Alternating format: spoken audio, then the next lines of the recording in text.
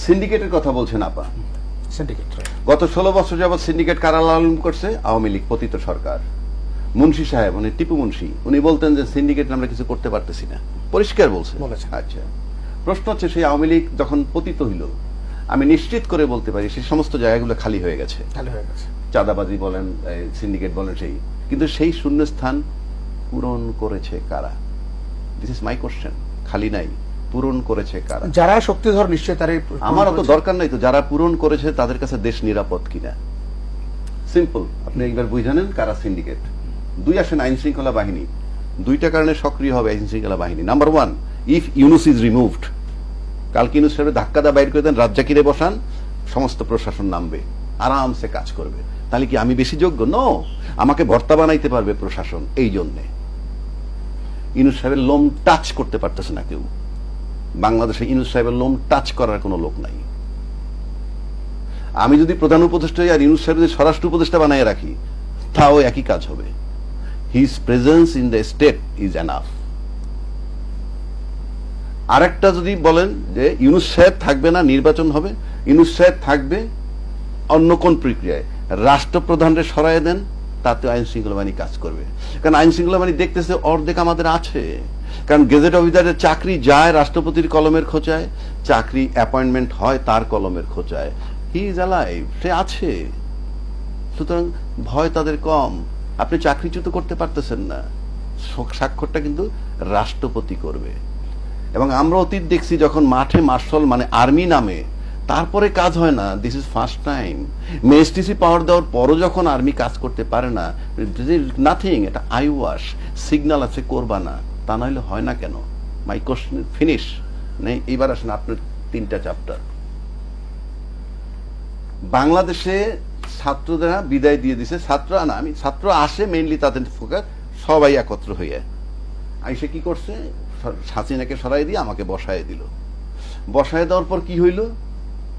Second ধাপটা আসলো যে রাষ্ট্রপতিকে সরাইতে হবে, কারণ তো মসজিদের ইমাম না, আগেও বলছি এখনো বলছি। সে হলো দোসর। তাকে যখন অপারেশন করতে গেল, তখন একটা বড় দল বলল তাকে অপারেশন করলে সাংবিধানিক সংকট হবে। আমি আসমান দিয়ে বললাম, শেখ হাসিনার সরাইলে কি সাংবিধানিক সংকট হয় না?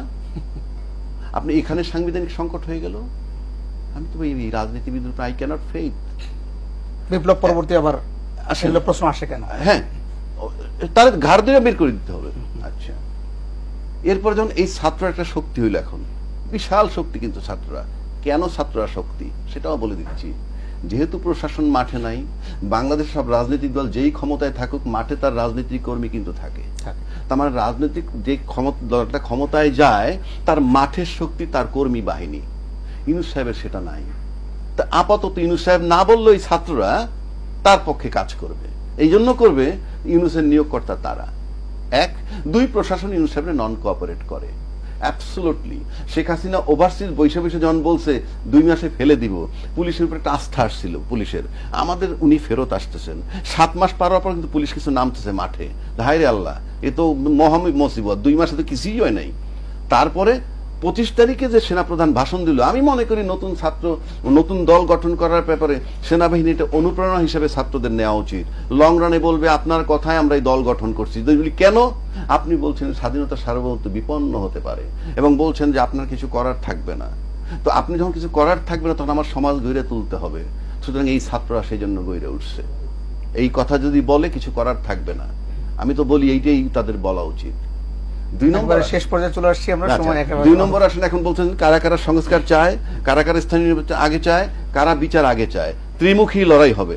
এই ত্রিমুখী লড়াই কারণে আপনি ইউনুস সাহেব দেখবেন আজকে বিএনপির কথা বলছে, নির্বাচন হয়তো সংসদটাই আগে দিবে। কিন্তু এই ছাত্র যদি না মানে, আপনি কি করবেন? রাজনৈতিক অধিকার তার। কারণ আমি এই ছাত্র দল করব তা না, আমি মানসিকভাবে তাদেরকে সাপোর্ট করি। এই কারণে একটা ফ্যাসিস্ট সরকারের বিরুদ্ধে একটা রাজনৈতিক শক্তি দাঁড়াইছে। এছাড়া এক্সিস্টিং কোনো দলকে আমি সেভাবে দেখি নাই। সব দলের একত্র হওয়া উচিত ছিল একটা জায়গায়, যে শেখ হাসিনার এবং ওই স্বৈরাচারের বিচারটা অন্তত করো। সেই একটা জায়গায় যদি একমত হইতো, এই ছাত্র দল গঠন করতে নাও পারতো।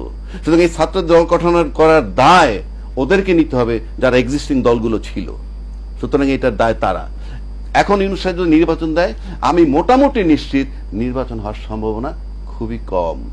কারণ তিনটা ফোর্স প্যারালালি চলবে।